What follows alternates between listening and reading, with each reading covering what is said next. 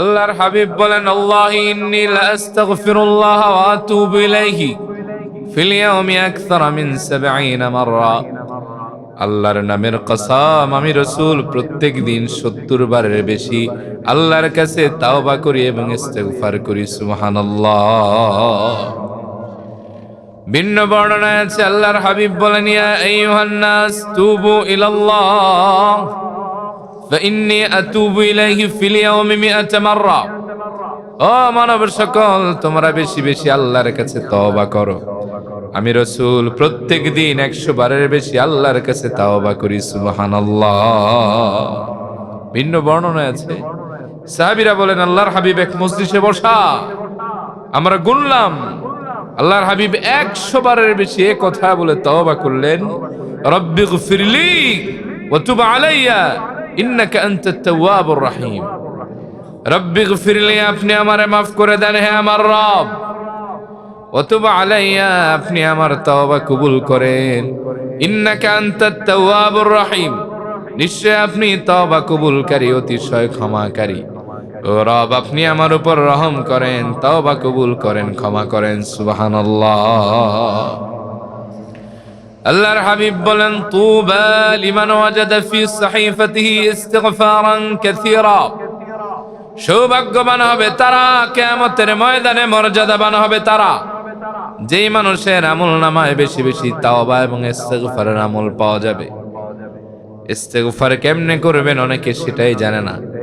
আপনি পড়তে পারেন আস্তাগফিরুল্লাহ, পড়েন। আপনি পড়তে পারেন রব্বিগফির ওয়ারহাম ওয়া আনতা খায়রুর রাহিমিন। আপনি পড়তে পারেন আল্লাহুম্মা ইন্নাকা আফুউন তুহিব্বুল আফওয়া ফাআফু আন্নী। অথবা আপনি পড়তে পারেন, আমার সঙ্গে পড়েন, রব্বানা যালামনা আনফুসানা ওয়া ইল্লাম তাগফির লানা ওয়া তারহামনা লানাকুনান্না মিনাল খাসিরিন।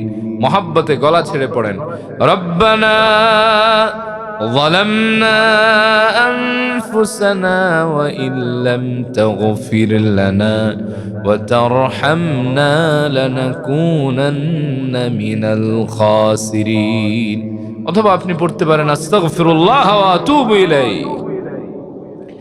আল্লাহর হাবিব বলেন, ইস্তিগফার যে ব্যক্তি করবে তার সীমাহীন মর্যাদা বেড়ে যায়। ওই ব্যক্তির জন্য আল্লাহ তাআলা কিছু পুরস্কারও দেন। এক নম্বরে, মান লাজিমাল ইস্তিগফার জাআলাল্লাহু লাহু মিন কুল্লি যিকিন মাখরাজা। যে ব্যক্তি প্রতিনিয়ত বেশি বেশি ইস্তিগফার করবে, ইস্তিগফারের আমলের সাথে আঠার মতো লেগে থাকবে, উঠতে বসতে চলতে ফিরতে বেশি বেশি পড়বে আস্তাগফিরুল্লাহ, ওই ব্যক্তির যত ধরনের বিপদ আছে সব বিপদ আল্লাহ দূর করে দিবেন। ইস্তিগফারের বদৌলতে আল্লাহ তাআলা তারে দ্রুত বিপদ মুক্ত করে দিবেন। সুবহানাল্লাহ। দুই নম্বরে, ওয়া মিন কুল্লি হাম্মিন ফারাজা। যে ব্যক্তি বেশি বেশি ইস্তিগফার করবে, রব্বুল আলামিন যাবতীয় টেনশন, ডিপ্রেশন, দুশ্চিন্তা থেকে তারে চিরমুক্তি দান করবেন। তার জীবনটা স্বস্তিময় হবে, আনন্দময় হবে। অনেক মানুষ আছে টেনশনের জ্বালায় আত্মহত্যা করে, এরকম আছে না নাই? রাতের বেলায় ঘুম হয় না টেনশনে, ট্যাবলেট খেয়ে ঘুমাইতে হয়। বহু মা বোন আছে গলায় রশিতে ঝুলে, এরকম আছে না নাই? ফ্যানের সাথে জ্বলে বিষ খায়, টেনশন আর টেনশন। টেনশন যখন একবার মানুষকে ধরে ফেলে, খেয়েও ভালো লাগে না, ঘুমাতেও গেলেও ভালো লাগে না। কারণ মানুষের দিন যখন খারাপ যায়, স্বপ্নেও দুঃস্বপ্ন দেখে, ঠিক কি না? আপনি ইস্তিগফার করেন, যাবতীয় টেনশন থেকে আপনারে মুক্ত করে দিবে কে? তিন নম্বরে, ওয়ারাযাকাহু মিন হাইসু লা ইয়াহতাসিব। যে ব্যক্তি বেশি বেশি ইস্তিগফার করবে, আস্তাগফিরুল্লাহ পড়বে, রবের কাছে ক্ষমা চাইবে, ওই ব্যক্তিকে রব্বুল আলামিন এমন জায়গা থেকে রিজকের ব্যবস্থা করে দিবেন যা বান্দা কোনোদিন কল্পনাও করে না। সুবহানাল্লাহ। কল্পনাতীত উৎস থেকে আল্লাহ তাআলা আপনার রিজিকের ভান্ডারকে খুলে দিবে, আপনি রিজিকে সমৃদ্ধ হয়ে যাবেন, অভাব অনটন থেকে আল্লাহ আপনারে মুক্ত করে দিবে। সুবহানাল্লাহ কইতে মন চায় না? অনেকে আছেন এমএ পাস করে চাকরি পান না, এরকম আছে না নাই? এমবিএ করেছেন, বিবিএ করেছেন, বেকারত্বের বোঝা নিয়ে ঘোরেন, বয়স বেরিয়ে যায়, বিয়ে করার সামর্থ্য হয় না। আবার অনেক মানুষ আছেন ব্যবসা দিয়েছেন, ব্যবসায় খালি লস আর লস। অনেক ভাইরা আছেন প্রবাসে যান, গিয়ে ভালো রিজিকের ব্যবস্থা হয় না, টানাটানিতে পড়ে যান, দেশে কিছু পাঠাতে পারেন না, চিন্তায় পড়ে পেরেশানিতে জীবন শেষ। আপনি প্রতিনিয়ত কম পক্ষে 100 বার ইস্তেগফার করে দেখেন। ওজুর সাথে করবেন, তাড়াহুড়ো করবেন না, ধীরে সুস্থে পড়বেন। আগে পরে দরুদ শরীফ পড়ে মাত্র 100 বার করে ইস্তেগফার করে দেখেন, দেখবেন কয়েকদিন আল্লাহ রিজিকের বরকত বাড়ায় দিবে। সুবহানাল্লাহ। অনেকের আছে জ্বালা, কিস্তির জ্বালা আছে না, জ্বালা বড় জ্বালা, টেনশনে টেনশনে জীবন শেষ। জুয়ান মানুষ দাড়ি পাইকা সব শেষ। কথা কন, এমন টেনশন বউরে দইরা মারে। কারণ কি? পকেটে টাকা নাই, সন্তানের প্রয়োজন মেটাতে পারে না, স্ত্রীর চাহিদা পূরণ করতে পারে না। আপনি আল্লাহর উপর ভরসা করে ইস্তেগফার করেন, রিজিকে আল্লাহ তাআলা সীমাহীন বরকত দিবেন। সুবহানাল্লাহ পড়েন। 4 নাম্বার, যে ব্যক্তি বেশি বেশি ইস্তেগফার করবে, বেশি বেশি আস্তাগফিরুল্লাহ পড়বে, রবের কাছে রব্বিগফির ওয়ারহাম ওয়া আনতা খায়রুর রাহিমিন বলবে, যেই ব্যক্তি বেশি বেশি আল্লাহর কাছে ক্ষমা চাইবে, আল্লাহ তার দুনিয়া এবং আখিরাতের আযাব থেকে তারে চিরমুক্তি দান করে দিবেন। রব্বুল আলামিন বলেন, ওয়ামা কানাল্লাহু মুআযযিবাহুম ওয়া হুম ইস্তাগফিরুন। তোমাদের রব এমন নন, যখন তারা গুনাহের পড়ে ক্ষমা চাইবে তখনও তাদেরকে আযাবে আল্লাহ তাআলা আবদ্ধ করবেন। তোমাদের রব এমন না। এর মানে আপনার উপরে যে আযাব আল্লাহ দিতেন অথবা মুসিবত আসতো, আপনি যদি ইস্তেগফার করেন আল্লাহ ওটারে বন্ধ করে নিজে আপনার প্রোটেকশন দিবে। সুবহানাল্লাহ। এই আয়াতের ব্যাখ্যা এসেছে, যে ব্যক্তি ইস্তেগফার করবে বেশি বেশি, তার দুনিয়া এবং আখিরাতে কিছু লাভ আছে। দুনিয়ায় লাভ, বড় ধরনের কোনো অসুখ হবে না, রোড অ্যাক্সিডেন্ট হবে না, জানমালের লোকসান হবে না, সন্তান বিপদে পরিচালিত হবে না। আল্লাহ তাআলা আপনার জীবনটারে সুখী আর সমৃদ্ধি করবেন। সুবহানাল্লাহ পড়েন।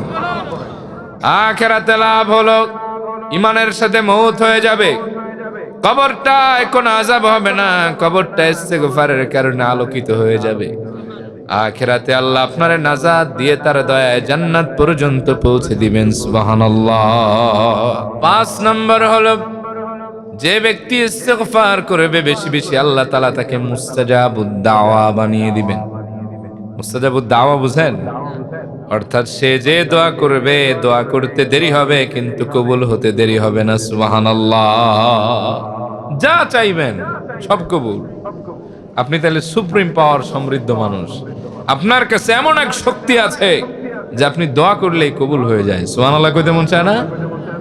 ইস্তেগফারের কারণে দোয়া যে মানুষের কবুল হয়ে যায়। ইমাম ইবনুল জাওজি রাহমাতুল্লাহি আলাইহি ইমাম আহমদ ইবনে হাম্বলের নামে একটি কিতাব লিখেছেন। কিতাব, এই কিতাবের নাম হলো মানাকিব লি ইমাম আহমদ ইবনে হাম্বল। ইমাম আহমদ ইবনে হাম্বলের মর্যাদার উপরে উনি একটি কিতাব লিখেছেন। এই কিতাবের ভিতরে ইমাম আহমদ ইবনে হাম্বলের বিশ্ব কাঁপানো এক ঘটনা এনেছেন। সুবহানাল্লাহ পড়েন। ইমাম আহমদ ইবনে হাম্বল ছিলেন 4 মাযহাবের একটি মাযহাবের প্রবর্তক, যিনি ছিলেন আশিকে রাসূল, ফকিহুল মিল্লাত, যার সাথে প্রিয় নবীজির জিয়ারত হয়েছে বহুবার। সুবহানাল্লাহ পড়েন। যার সিনার ভেতরে 10 লক্ষ, মতান্তরে 12 লক্ষ হাদিস হিফজ ছিল। সাইয়েদনা ইমাম আহমদ ইবনে হাম্বল ওনার জীবনের এন্ডিং পিরিয়ড অফ লাইফ, জীবনের শেষ পড়ন্তে তিনি গিয়েছিলেন পারস্যের কোন এক অঞ্চলে হাদিস সংকলনের কাজে। সময়টা ছিল শীতকাল। সাইয়েদনা ইমাম আহমদ ইবনে হাম্বল এক মসজিদে গিয়ে সালাতুল মাগরিব পড়লেন। সেখানে সালাতুল ইশা আদায় করলেন, মনে মনে নিয়ত করলেন ফজর পড়ে বের হবেন। এশারের নামাজের পরে সবাই বের হয়ে গেছে, সাইয়েদনা ইমাম আহমদ ইবনে হাম্বল বের হয় না। মসজিদের খাদেম বললেন, ও ভাই, সবাই বের হয়ে যায়, আপনি বের হন না কেন? সাইয়েদনা ইমাম আহমদ ইবনে হাম্বল বললেন, ভাইরা, আমি দূরের মানুষ, তোমার এলাকার মেহমান। আমি রাত্রিবেলা এই মসজিদে রাত যাপন করতে চাই, কিয়ামুল লাইল করে। হাদিস মোতালা করে, রবের জিকির করে, কোরআন তেলাওয়াত করে। আমি মাগরিবও পড়েছি, এশাও পড়েছি, ফজর পরে বের হব। মসজিদের খাদেম বললেন এখানে এটা অ্যালাউড না, বের হন, এখানে থাকা যাবে না। ইমাম আহমদ ইবনে হাম্বল রে বের করে দিলেন। সাইয়েদনা ইমাম আহমদ ইবনে হাম্বল একাকী চলতে লাগলেন। প্রচন্ড শীত, কোথাও কোনো জনপদ নাই। সাইয়েদনা ইমাম আহমদ ইবনে হাম্বল হাঁটতে হাঁটতে কিছু দূর চলে আসলেন। দেখলেন মিটি আলো জ্বলে, ভাবলেন কোন জনপদ হবে অথবা বাজার হবে। এসে দেখেন পারস্যের এক জমজমাট রাত্রিকালীন বাজার। আর আগে সাধারণত রাতেই বাজার জমতো। সাইয়েদনা ইমাম আহমদ ইবনে হাম্বল আশ্বস্ত হলেন। বাজারের মধ্যখানে যেই প্রবেশ করলেন, দেখলেন এক খাব্বাস রুটি বানায়, আর তার চুলার ভেতরে উষ্ণ আগুন জ্বলছে। সাইয়েদনা আহমদ ইবনে হাম্বল দেখলেন তার দোকানের পাশে এক বেঞ্চ। তিনি বললেন, ও ভাই, আমি তোমার দোকানের এই বেঞ্চে একটু বসতে পারি নাকি? দূর দেশের মানুষ আমি, তোমার দোকানের সামনে বসে কি রাতটা কাটানো যাবে নাকি? রুটিওয়ালা খাব্বাস বললেন, ভাই রে, আমি তো আপনার মতো একজন মেহমান খুঁজতেছি, কারণ একা একা রুটি ভাজতে আর ভালো লাগে না।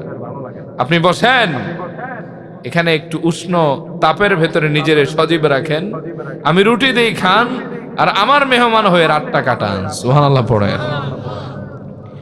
এবার সাইয়েদনা ইমাম আহমদ ইবনে হাম্বল দেখলেন ওই খাব্বাস রুটিওয়ালা যুবক যখন রুটির জন্য ময়দার খামির বানায় পড়ে আস্তাগফিরুল্লাহ, যখন বেলে পড়ে আস্তাগফিরুল্লাহ, যখন সেকে পড়ে আস্তাগফিরুল্লাহ, সাইয়েদনা ইমাম আহমদ ইবনে হাম্বল বললেন, মালাকা ইয়া শাবাব দাইমান তাকরাউনা আস্তাগফিরুল্লাহ।